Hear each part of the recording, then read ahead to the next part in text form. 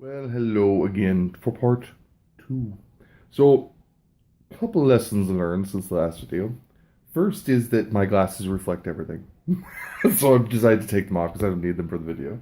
And the second thing is that I got a little carried away once I started organizing and I started putting stuff together, right? And kind of experimenting with my system to see, okay, look, can I find these pieces fast enough to be able to do stuff? But look, I make no apologies, right? It's my first time doing it, and realistically speaking, I kind of needed to kind of feel my way around the whole organization thing because I think it works probably differently for other people. And I mean, I suppose if you have all the space in the world and all the containers in the world, you can literally separate each single piece by their designation, right? You can like have all of your pieces in their own little buckets and stuff, but I don't have the space and realistically don't have the time or the energy to be able to do that. So I'm trying to find a system that works for me, otherwise. So what I've kind of done is used various different containers we have in the kitchen, whatever, but particularly ones that have a lid on them. So I was saying in my last video that my 4-year-old would probably destroy them, eat them, etc. So I've got these containers so that I can put them up on my shelf. Then when I'm done, and then the table is clear of all the Legos. So that's good. That works.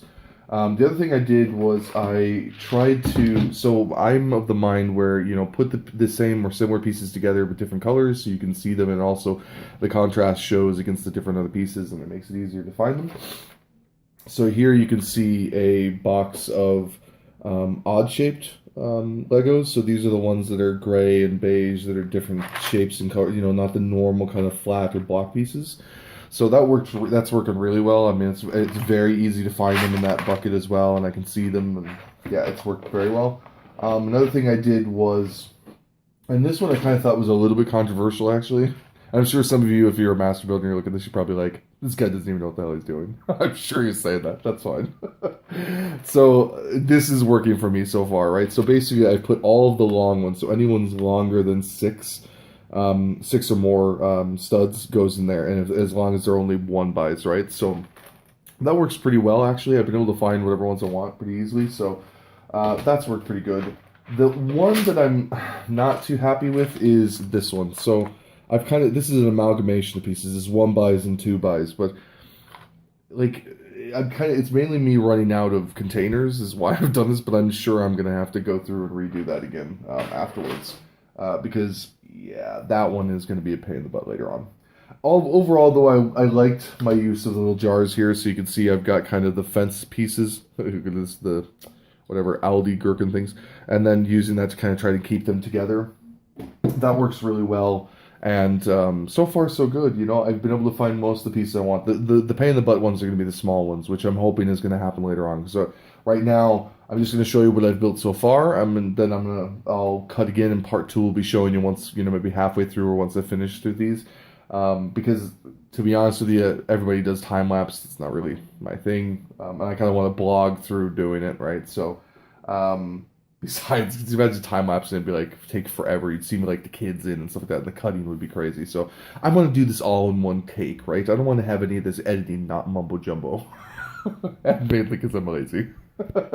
So anyway, this is where we're at so far. So I just want to show you kind of this is the bridge piece here, so you can see the lift up action. So that was pretty cool. So this was kind of my first test to see how my organization method worked.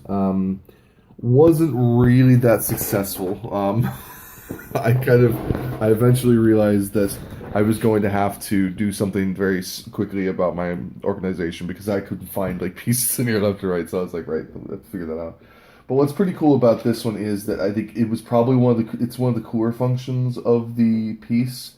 And actually, my plan is to kind of have a boat in there. So kind of maybe have these at like half mast type thing, and then have like a boat in there. So I'm pretty stoked about that. I'm not sure how I'm gonna do that, but I'll figure it out later on.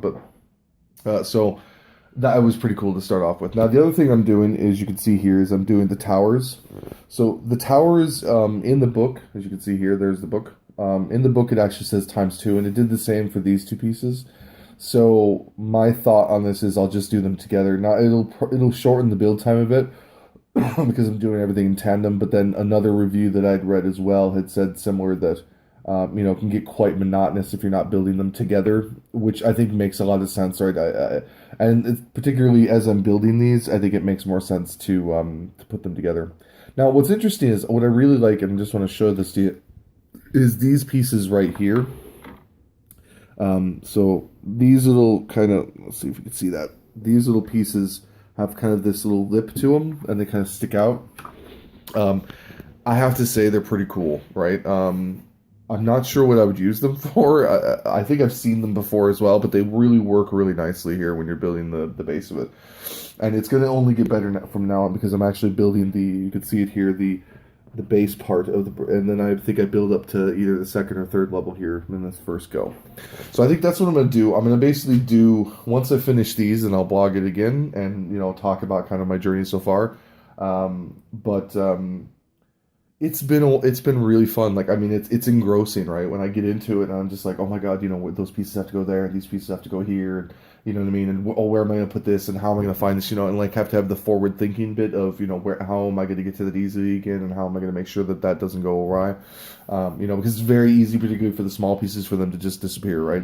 And I've had that happen to me on smaller sets. So particularly when you have kids around the place and a cat. Right, I was actually freaking out. I had to take my toddler upstairs to put him to bed, and I was like, I'd left some of the pieces on here, and I'm like, oh my god, the cat's gonna get on these pieces, and the cat's gonna destroy them. Like, walk up, and there's gonna be asshole cat just like knocking shit off my table, right? So, having said that, I think it's been a really cool adventure. So, I'm going to dinner tonight with my wife and some friends, so I'm gonna finish this one up, and I'll probably blog again tomorrow, I'd say.